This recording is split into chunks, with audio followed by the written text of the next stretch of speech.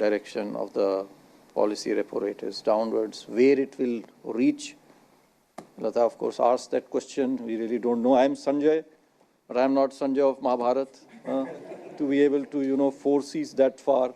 I do not have that that divine vision, that he had.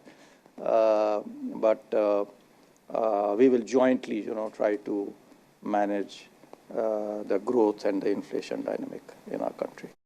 RBI Governor Sanjay Malhotra made this remark on Wednesday during a media briefing after the Reserve Bank of India reduced the repo rate by 25 basis points, bringing it down to 6%.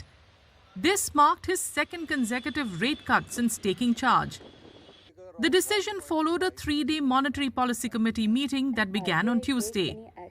Experts view the move as a step to support the Indian economy amid global uncertainty, especially after the US imposed a 26% tariff on Indian imports.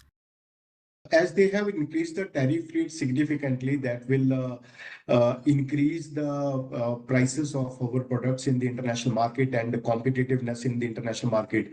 So when the cost of capital comes down because of the lower repo rate, in that case, your cost of production also becomes lower.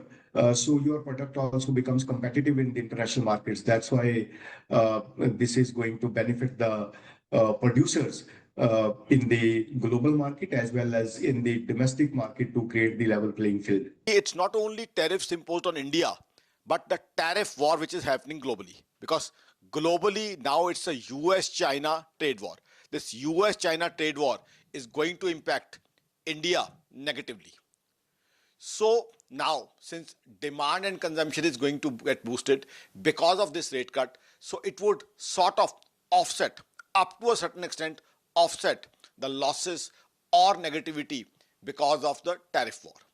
So I think it's a good step. That's why I'm saying it would partially offset the negatives or the losses because of the tariff war or the trade war which is happening. The RBI has also shifted its monetary policy stance from neutral to accommodative, leaving room for further rate cuts. Additionally, the central bank reduced the cash reserve ratio or CRR to inject more liquidity into the economy and improve transmission of the rate cut. Lower interest rates are expected to reduce the costs of capital, bringing down production costs and boosting the competitiveness of Indian exports. The recent trade tariff-related measures have exacerbated uncertainties, clouding the economic outlook across regions, posing new headwinds for global growth and inflation. Amidst this turbulence, the US dollar has weakened appreciably, bond yields have softened significantly, equity markets are correcting, and crude oil prices have fallen to their lowest in over 3 years. In fact, as we speak, it is about $60 to a barrel. Under these circumstances, central banks are navigating cautiously with signs of policy divergence across jurisdictions, each reflecting their own domestic priorities. The RBI has lowered India's growth forecast to 6.5%, down from its earlier estimate of 6.7%.